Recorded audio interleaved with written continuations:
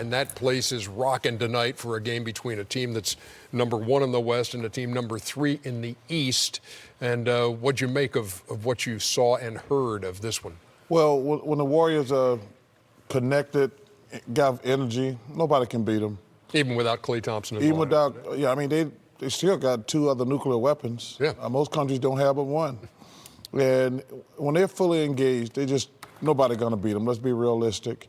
And any team that they think is competitive, they turn it on.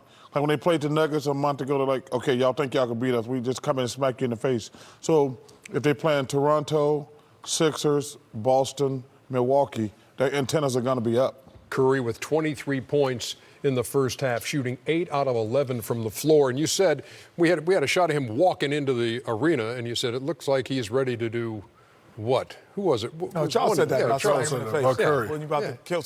But you know, the one ththing that typically when you're a Western Conference team, and there's very few Eastern Conference teams that you feel is a rival. You know, obviously all 3 of us have been on great teams that were trying to win championships or won, and you go, man, they're coming in. Very few times it's an Eastern team that you get this up for. But this is also the message to the league of how, not just the league, but also DeMarcus Cousins and Joel Embiid. Because this is a separation game to say, I am just as good as you now, even coming off this Achilles, Shaq. I think he's sending his personal message, trying to send it to Joel Embiid. And we'll get to your breakdown on Cousins in a second. The American Express teammates mentioned that Klay Thompson, who was named to the All-Star team today, suffering with an illness tonight, so he's out. But Steph Curry, 23. Durant has 12 on 6 of 9 shooting. DeMarcus Cousins, 4 points in the first half, and 5 assists and a couple of rebounds. And I know this is what you were looking forward to watching Cousins and Embiid go at it. Yeah, usually when you got 2 similar type big men going at it, you know, one tries to come, well, they both try to come out and dominate each other. But DeMarcus Cousins, he doesn't have to do that anymore. He's playing with, like Charles just said, 4 nuclear weapons. Make the easy play. Great pass right there.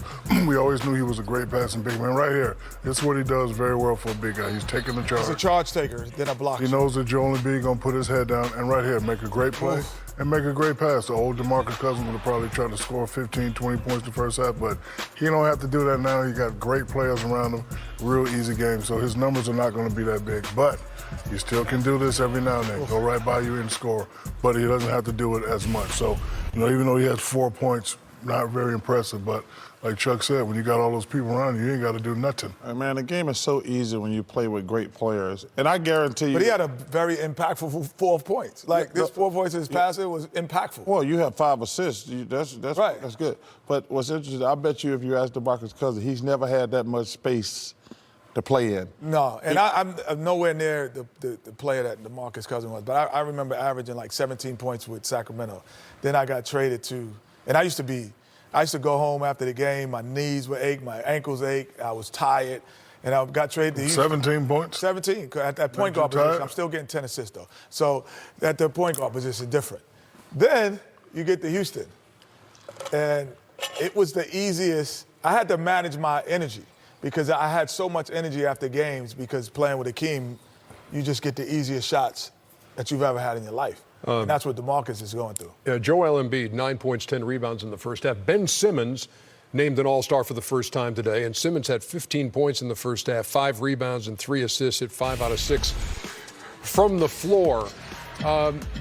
Look into your crystal ball and tell me, how good can Ben Simmons be in this league as he's a first-time All-Star now? Well, listen, if Ben Simmons learns to shoot the ball, he's going to be one of the best to ever do it. Like right now, he can be an All-Star, but you know, because there's levels. There's, first of all, everybody in the NBA can play. Everybody can play. The 12th guy on the bench was a hell of a college player. So then there's an All-Stars, then there's superstars.